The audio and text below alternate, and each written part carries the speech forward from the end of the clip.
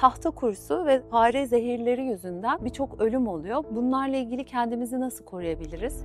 Bu ürünün vücuda zehirlendirici etkisini, mekanizmasını iyi anlamalısınız. Zehirlenmenin mekanizmasını anlarsanız bedeni güçlü tutabilmenin mekanizmalarını kullanırsınız. Beden bankası diye bir kavram vardır. Bedenin de bu tarz oksidatif strese, bu tarz reaksiyonlara, ciddi vagal uyarımlara karşı bankasından rezerv harcar. Bu rezervi varsa zehirlenme basit bulgularla biter ama rezerv yoksa bu ciddi ölümcül alanlara doğru gider.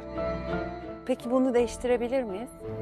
Biraz maraton koşusu tarif ettiğimi biliyorum. Ancak bu maraton koşusu sizi sadece böcek ilaçlarına değil, hayatın her alanında korumaya alır. Kansere karşı da korur, yaşlanma sürecine karşı da korur ve sizi günlük yaşamda da her zaman için daha dinç, kendini güvende hisseden bir bireye de dönüştürür.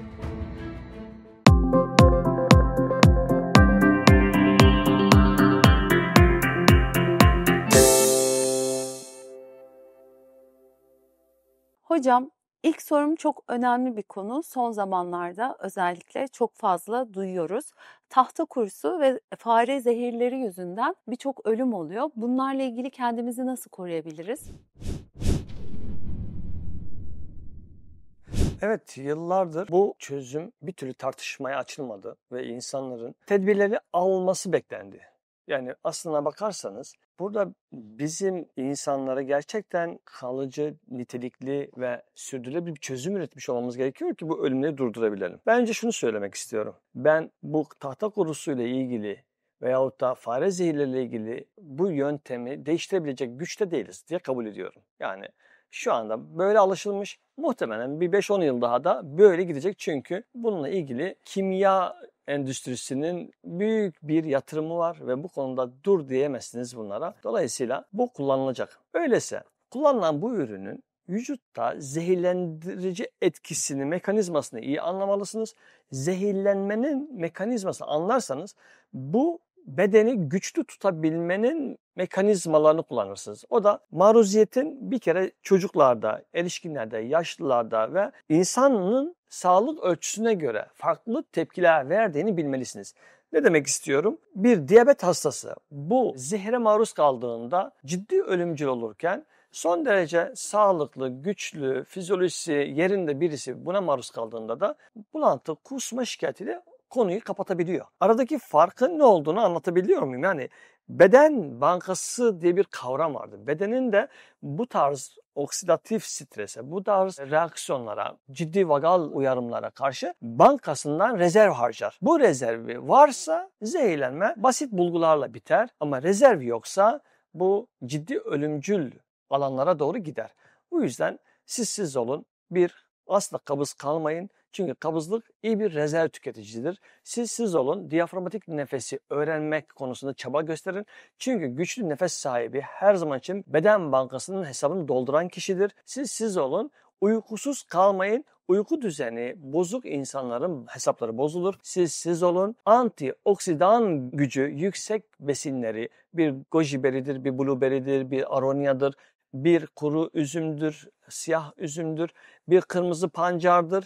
Sayısı daha sınırsız olabilecek antioksidan besin gruplarından hayatınızda daha fazla yer ayırın ve siz olun. Antioksidan kapasitesi güçlü yemek gruplarının yanında kullandığınız yağ gruplarının, özellikle rafine olanlarının, rafine yağları, ayçiçek yağlarının, rafine fındık yağlarının veya mısır yağlarının her birinde aslında hücre bankasını tüketen bir sonuçla karşılaştığınızı bilin. Eğer böylesi bir zamana kendinizi hazırlamak istiyorsanız biraz maraton koşusu tarif ettiğimi biliyorum. Ancak bu maraton koşusu sizi sadece böcek ilaçlarına değil, hayatın her alanında korumaya alır. Kansere karşı da korur, yaşlanma sürecine karşı da korur ve sizi günlük yaşamda da her zaman için daha dinç, daha kendini güvende hisseden bir bireye de dönüştürür. Dolayısıyla konu fare desem de siz hayatın her alanında bankanızı güçlü tutmayı referans alın. Ve burada nokta bir atış yapmak istiyorum. Nokta atış da şudur. Aslında beklediğiniz cevap buydu yani. Acaba böyle bir zamanda nasıl yapılır? N-asetilsistein, yani bizim piyasada, eczanede asis dediğimiz ürün gruplarından bolca içilmelidir. Böylesi bir zamanda neredeyse bir şişeyi bir günde bitirmenizde bir sakınca olmadığını bilmenizi istiyorum.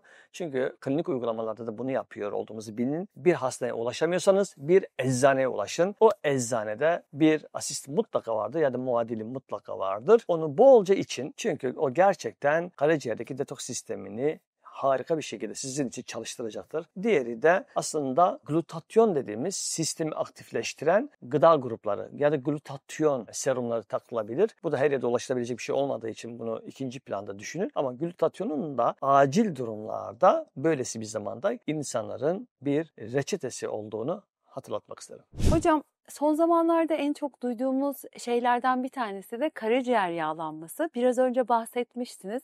Bunun için ne yapmamız gerekir? Karaciğer yağlanması toplumda artık yarış haline gelmiş bir problemdir. Yani şu anda en yakın arkadaşınıza söyleseniz grade 1, 2 yağlama vardır. Öbür tarafta bir arkadaş seslenir size. Hey, bende 3 var. Yani sanki normal bir şeymiş gibi düşünülür. Oysa bir insan nasıl hızlı yaşlanır sorusunun cevabını arıyorsanız karaciğer yağlanmasına bakınız. Çünkü ne yapıyor karaciğer? Karaciğer sizin bedeninizdeki antioksidan sistemin yöneticisidir. Karaciğer sizin bütün o zehirli maddeler, 400 tane farklı zehir reaksiyonu gerçekleştiren merkezden bahsediyoruz. Yani sizin zehirleri detoksifiye eden bir rafineriniz var ve %30 verimlilikle çalışıyor. Elinizi vicdanınıza koyunuz. Rafinerisi %100 çalışan mı erken yaşlanır?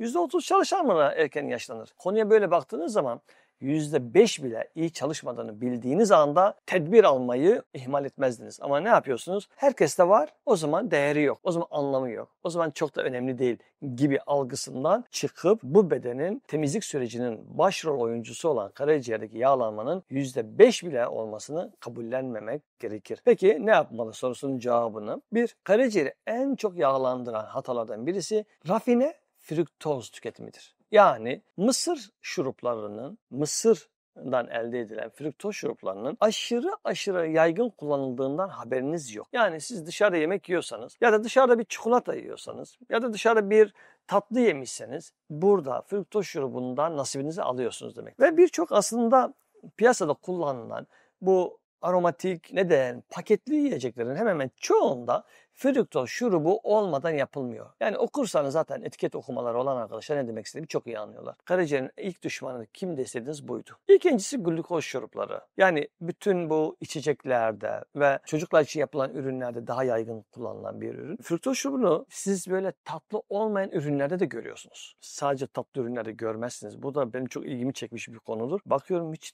aslında acı bir şeydir ama içine fruktoz şurubu konuyor. Yani oradaki dengeleyici bir unsur olarak kullanıldığını anlıyorum. Dolayısıyla glukoz şurubu daha çok tatlı ürünlerde tercih ediliyor. Çocuklara yönelik ürünlerde de çok fazlaca kullanılıyor. Bu yüzden de biz fruktoz şurubunu ve glukoz şurubunu karaciğerin ilk düşmanı olarak ilan ediyoruz. Burada bir konuyu açmak istiyorum. Vücut açken fruktoz şurubu, glukoz şurubu tüketiyor olmak, dozu da düşük olmak şartıyla ciddi bir sağlık riski oluşturmaz. Nitekim bunların masum olduğuna dair yapılan fare deneylerinde de aç fareler kullanıldığı için herhangi bir problem görülmemiştir diye not edilmiştir. Burada bizi aldatan taraf toklukta. Ve nitekim çocukların genelde çikolata yiyecekse anneler ne zaman verir? Önce yemeğini ye, sonra çikolatanı ye. Gördünüz mü? Toklukta veriliyor. Peki tokken bir insan fruktoz şurubunu aldı. Fruktozun karaciğerde tokluk anında gidebilecek tek yer vardır. Maalesef yağlanmaya dönüşür. Şimdi gol yedik değil mi?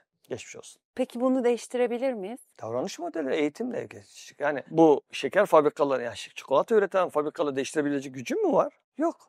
Bireysel tedbir alma şansım var. Ailelerin bireysel olarak çocuklarına çikolata yedireceklerse açlıkta yedirmek zorundalar.